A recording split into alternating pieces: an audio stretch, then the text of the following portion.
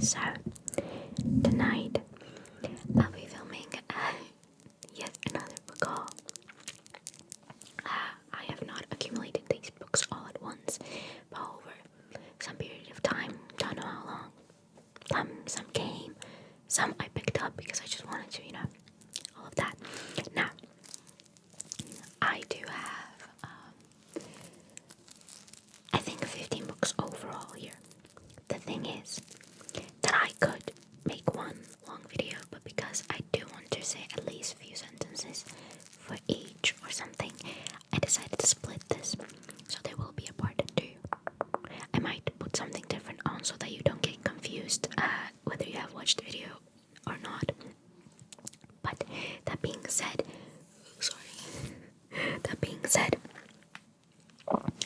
there will be another book haul, like a part 2, but it's not necessarily a continuation because it doesn't correlate.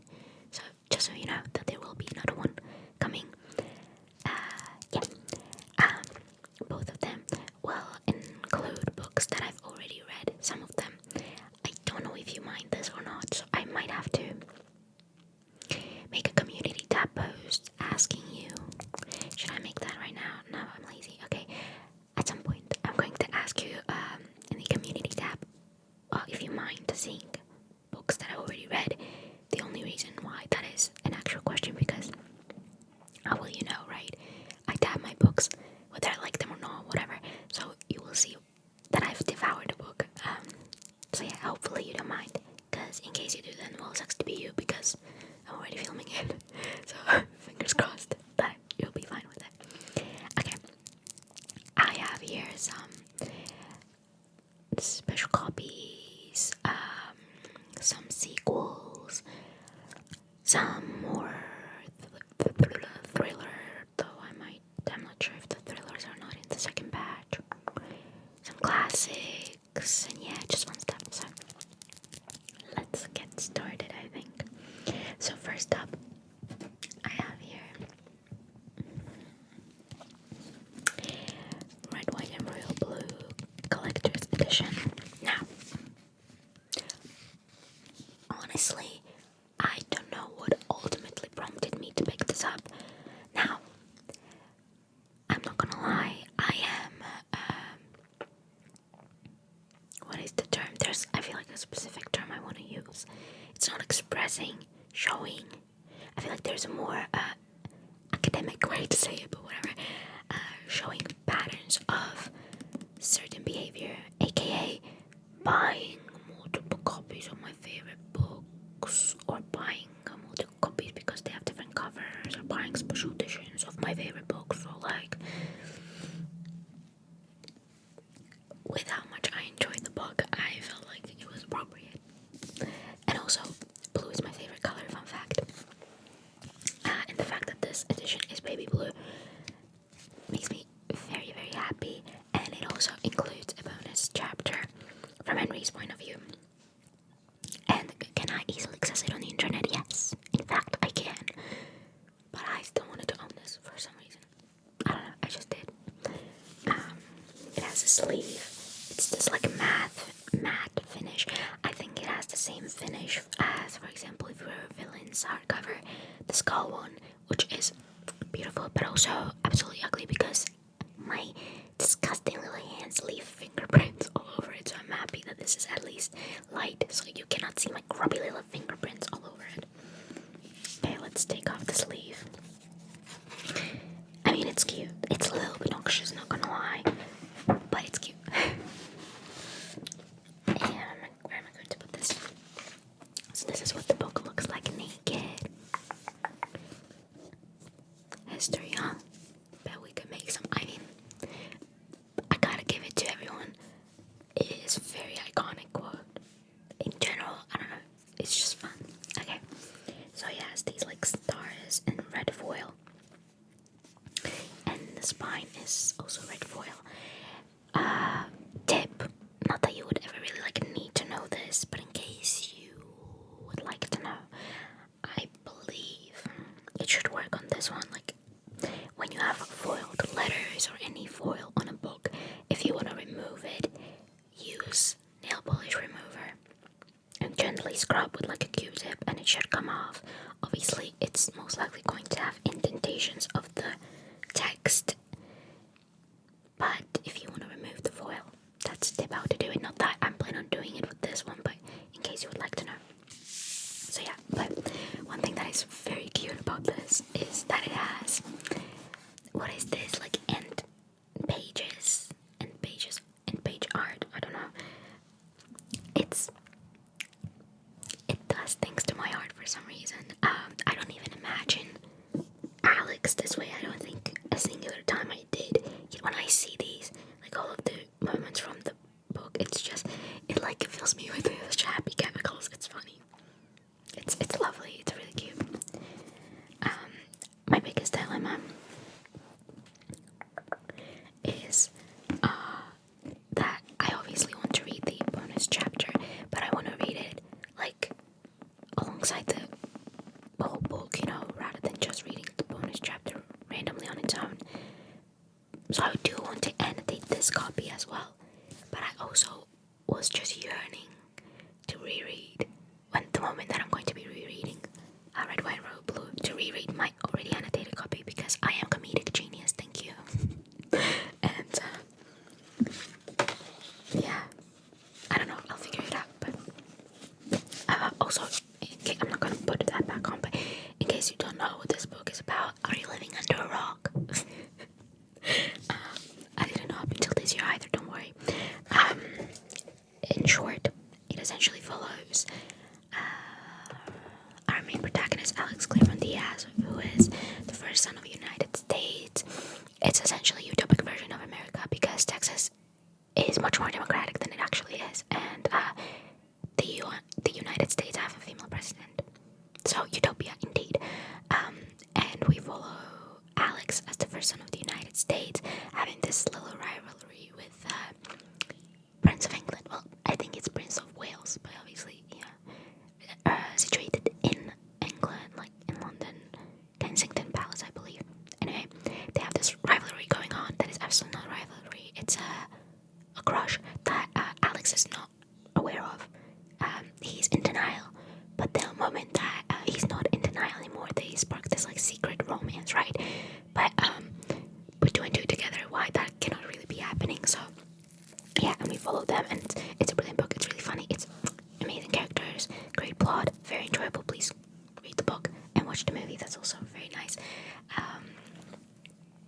I mean, this video is pre-filmed, so the strike is still going on. But yeah, I would like to believe that everyone who worked on the movie would be promoting it a lot more if it were not for the strike. But obviously, support the strike. So okay, moving on. You see, that's why 8 minutes. That's why I told you that I cannot be showing you all 15 books, because I talk too much. Next up, I've got you. Okay, wait. Already? Okay, then let's take them like this. Next up, I've got here the entire Hunger Games trilogy. Well, what is this? It's the Hunger Games. No, it's not a trilogy anymore, because obviously there's 4 books. What is it? Quartet. You have the main trilogy. Jesus. The main 3 books, and then you have the prequel. Now, this is my prized possession because these are the motion picture covers, which are thrifted because you cannot buy them anymore, apart from the prequel, which is The Hunger Games, The Ballad of Songbirds and Snakes. The movie is coming out in November. I do have to check in with my best friend if I should read this if we're reading it before we go to the premiere. So okay, I have to do that. But yeah, this coming in November, I'm extremely excited. Hunger Games, in my humble opinion, is one of the series of the 2010s YA fiction that aged like fine wine. It's still so amazing. The movies still slap so hard, and I'm very excited to be reliving the Hunger Game Renaissance. Well, not reliving, it didn't happen yet,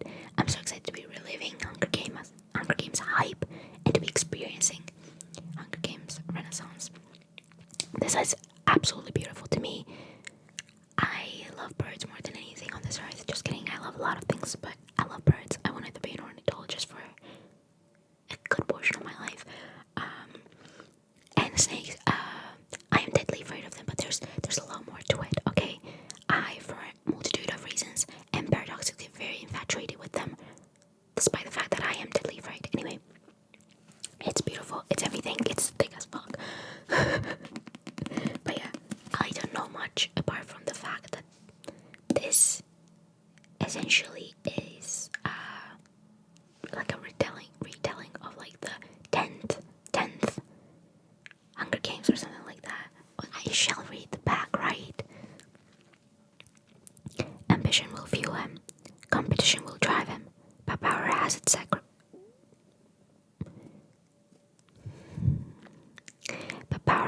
prize. It is the morning of the reaping that will kick off the 10th annual Hunger Games. Smart cookie egg, I remembered. In the capital, 18-year-old I've actually never heard his name being pronounced. Coriolanus. Coriolanus.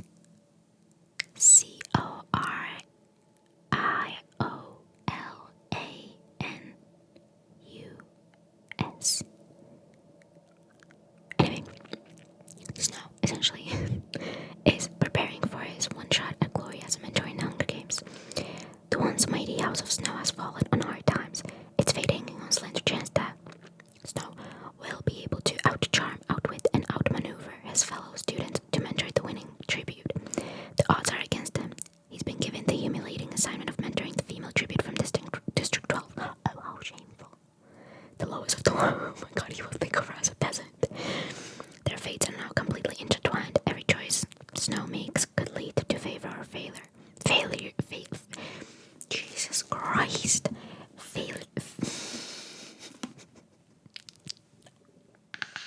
Why can I pronounce it? What the hell? Why is my tongue not cooperating today? Failure. Let's stick with that. Triumph or ruin. Inside the arena, it will be fight to death. Outside the arena, Snow starts to feel for Lucy Gray. He's doomed to tribute and must wait his need to follow the rules against his desire to survive no matter what it takes. Huh, interesting.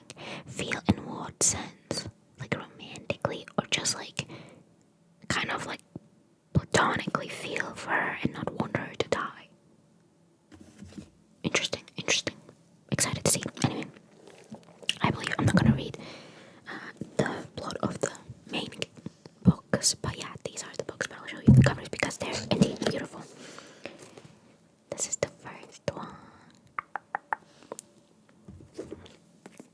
This is the second one. I think I showed this in like a little haul that was not a book haul, but like haul of some sorts.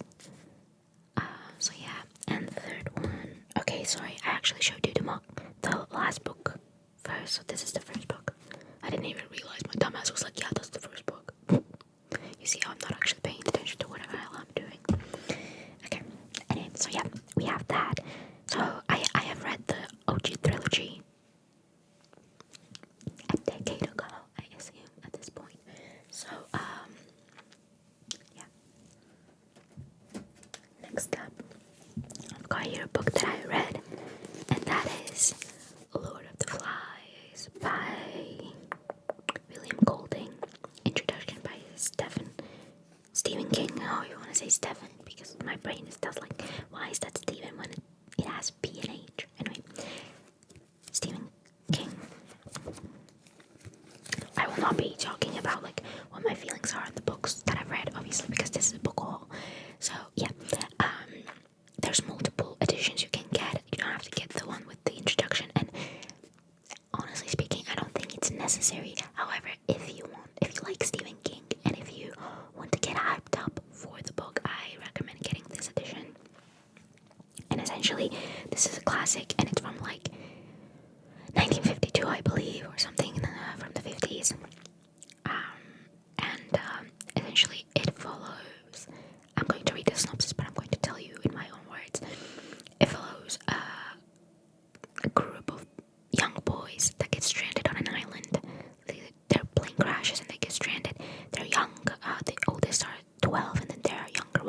youngest group is around 6, and essentially it's the story of them trying to survive in the wilderness till they get rescued, right? And at first it seemed like, oh my god, freedom, there's no adults, we can roam free, we can do whatever the hell we can't do it back at home, until all of that starts to sour when their survival is at stake, when this need to be free and all of that hinders their chances of getting saved and all of that. And then there starts to be a lot of like issues within the group, and those that want to embrace being savages, let's just say, and group that is trying to desperately hold on to any kind of source of order and like any remains of societal structure to keep them in place to help them get through this, And yeah, I got inspired to pick this up because I fell into a Yellow Jackets rabbit hole. If you know Yellow Jackets, you will know why I picked this up. But yeah.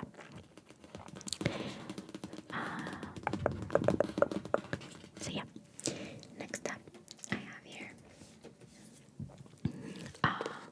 Hide by Kirsten White. This was very, very spur of the moment. I legit saw a singular Yellow Jackets GIF edit on Tumblr, my domain, my baby, that used a quote from this book to correlate it to, I'm going to tell you the relationship dynamics, so if you have watched the TV show, you will know, you'll understand what kind of quote it could have been, and if not, then it's not going to spoil anything. Nat and Javi from 2nd season, if you know, you know. And God, it was so fitting. It was so fitting, so disgustingly fitting that I was like, I need to read this. Even though the post legit said that the book does not have anything to do with any of the themes that Yellow Jackets is, talking about, apart from that singular quote. But I was like, I don't care. I heard that this is horror, and I was like, sign me up. So yeah, it's very short. It's enjoyable. Now, I would say prepare yourself to have. It's not the most, and I understand this is not like a wrap up, so I'm not gonna, just so that you're not disappointed right off the bat. It definitely isn't the most well plotted, so read it with the sense of, I am trying to pass time. It's mindless entertainment rather than expecting some deeply plotted out story. And also, I frankly don't think it's much of a horror. It feels at least it didn't feel like a horror to me. It felt more like a suspense or a thriller or whatever. But I guess it could also classify as horror, but there's not really like anything scary. At least I don't think. But then again, What Moves the Dead is also horror, and it has probably like 2 scenes that are very eerie, but apart from it, so maybe if it was like a movie, I would be definitely saying that, oh yeah, it's actually very creepy and scary and whatever. But yeah, pick this up. Don't know when this was released. Okay, so let's read the synopsis. Oh, I didn't read the synopsis of I'm Horrible, but I told you the synopsis of Lord of the Flies, so you know. The challenge: spend a week hiding in an abandoned amusement park and don't get caught. The prize: enough money to change everything. Even though everyone is desperate to win, to seize their dream future or escape their haunting past, Mac feels sure that she can beat her competitors. All she has to do is hide, and she's an expert at that. It's the reason she's alive and her family isn't. But as the people around her begin disappearing one by one, Mac realizes this competition is more sinister than she imagined, and that together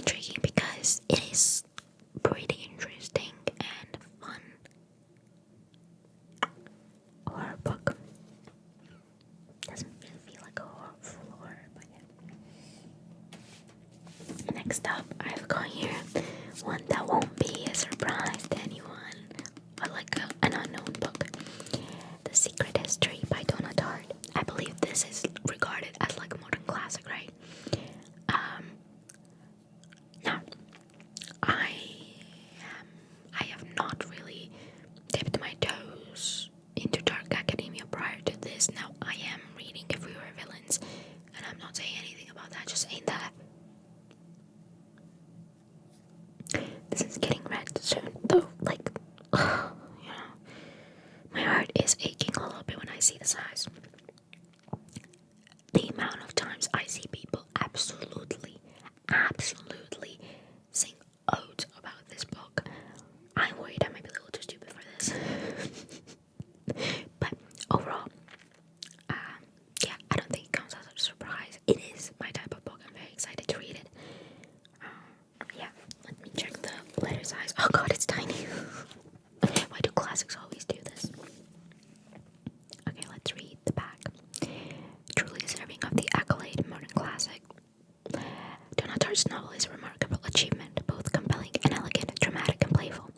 Under the influence of their charismatic classics professor, a group of clever, eccentric misfits at an elite New England college discovers a way of thinking and living that is a world away from the humdrum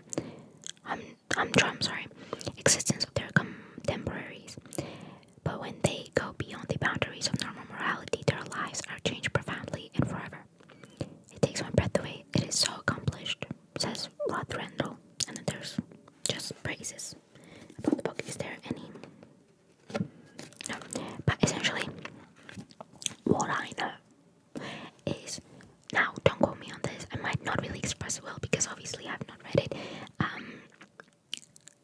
It deals with like a secret society that, I mean, I don't know if it's really a secret society, but that kind of feel at this prestige elite school that comes with a lot of expectations, kind of like beauty versus terror and all of that. And you also have a murder plot in here. Now the difference between, for example, If You Were Villains and this is that in If We Were Villains, the murder or crime that you are kind of that has happened in a plot, you don't know who did it, and you're trying to find out. In this, you know who dies and you know who did it, but you don't know why at all. And that is the kind of main plot of trying to understand why this person killed whoever they killed. What was their motive? Why? When you have this seemingly, I believe, picture perfect friend group at this elite prestige society that is supposed to represent so many things that turns just ugly and foul. Yeah. Okay. That's enough of that.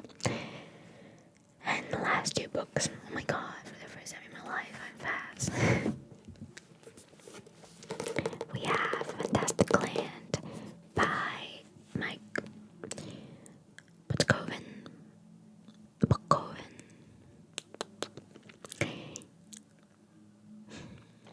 I started, but I already can tell you that I'm going to love this book.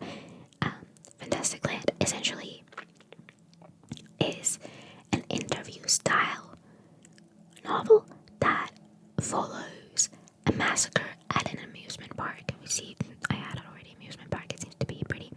Now, yet again, this was inspired, not inspired, I bought this because it was inspired by a Yellow Jackets gift set I saw on Tumblr that essentially used some quotes to express a certain theme in Yellow Jackets. And I was sold immediately. You have the main journalist, I guess, that wants to really shine a different light on a situation that happened at Fantastic Land.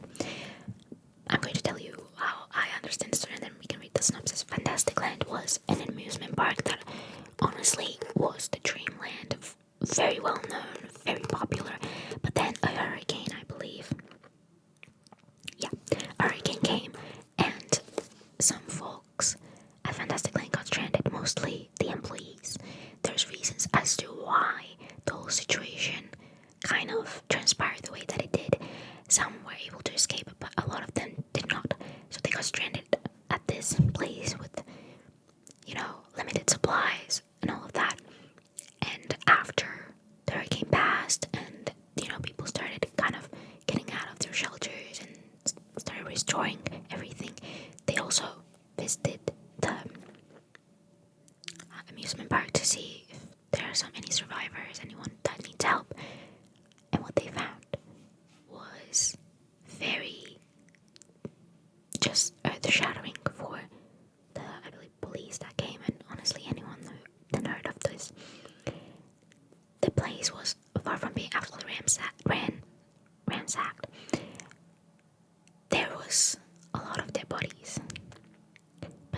sense of, oh, the hurricane got to them, but more of, there's something more sinister going on. It was very much seeming that those that were dead were intentionally killed, that they were hunted, that this whole thing, this group of essentially teenagers that got stranded at this amusement park turned into monsters and murdered each other. But like, why? What drives a person to do that? They were supposed to be harmless teenagers. Why? Why are any of them dead, you know? And it essentially, the main journalist is trying to kind of shine a different spotlight at this situation, because the media painted it very much like that these teenagers are pure monsters and that they would have done this in any case, that it was just a matter of time or something like that. But he wants to shine a light at the aspect of, while it is a very drastic situation and probably not one that person can imagine of how they're going to act, it's like, are any of these kids really monsters? Or aren't we all, if we were to be in their situation? And really explains the structure of the park, why they kind of separated into these tribes and were against one another and all of that. And yeah, I don't know if I explained it well, so let's read the synopsis.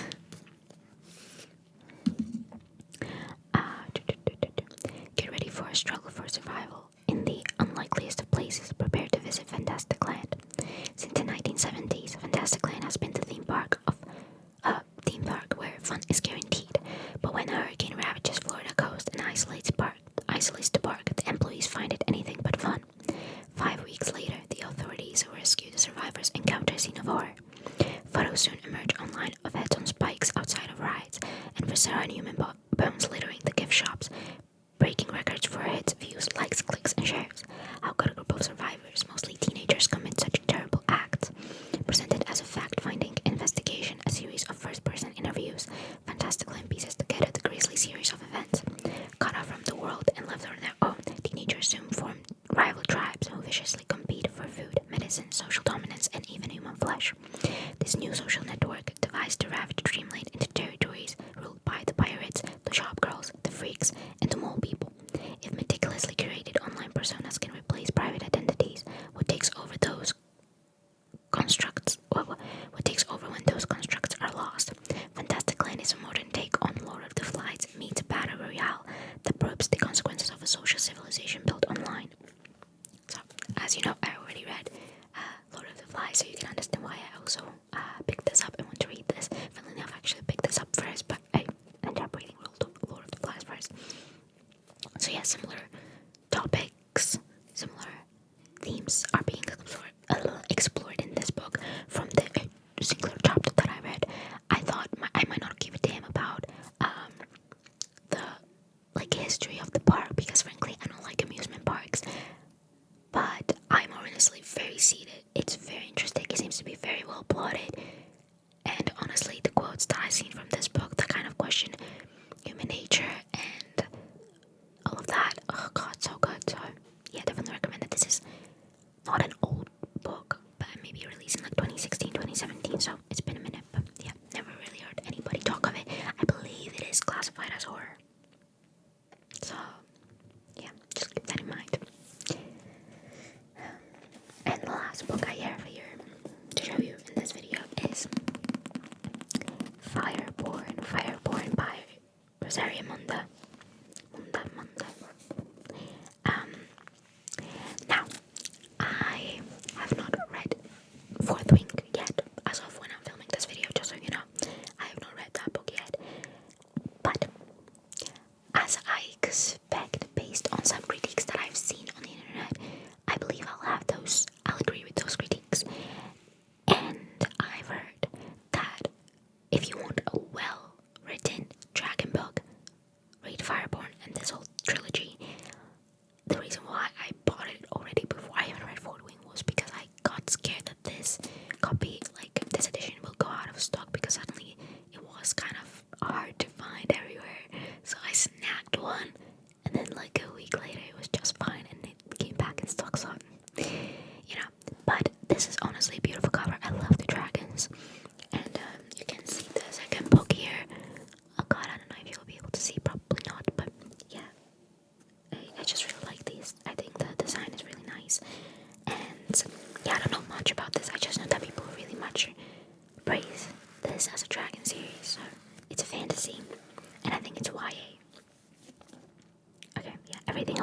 fantasy. Okay, let's read the back. The day will rise. Annie and Lee were only children when revolution changed their world, giving everyone a chance to test into the governing class of dragon riders. Now they're both rising stars in a new regime, even though Annie's low-born family was executed by dragonfire, while Lee was born to the very aristocrats who used to rule the city. A childhood at the same orphanage forged their friendship, and 7 years of training have made them rivals for the top position in the dragon riding fleet. But everything changes when survivors from the old regime surface, bent on reclaiming their city. With war on the horizon, Lee must choose to kill the only family he has left or to betray everything he's come to believe in. And Annie must decide whether to protect her dearest friend or to step up to be the champion the city needs. Loyalty and love are tested in this gripping adventure that asks what matters most, the family you were born into or the one you've chosen. Oh my god, I already love that. I am nothing if not the biggest sucker for chosen family tropes, so yeah, quite excited about this as well. When I get to it, because to be honest, as much as I do enjoy fantasy, I had my fantasy streak. I am a literary fiction type of girly now, mostly, and contemporary reads and all of that. So, as much as I am willing to read fantasy, I used to just feel like I cannot get it back into it. I definitely don't feel as inclined. So it might take me a minute, but it will get read. I am excited to read it. I think it's nice, but yeah. Lots of other books that are sitting on my mind and are just knocking on like the walls of my brain, being like, it's time, read me. So yeah, I hope you guys enjoyed this video. Yeah, I'm glad that I split it, because in the end it's still long enough. I know that I don't tap. It's because honestly I cannot multitask. I can only do one thing at a time, and that is talk. So sorry that I don't tap enough. If you really, really, really want me to tap, please let me know in the comments down below. Be like, tap on the books. And I promise, if you yell at me in the comments, I will feel shamed enough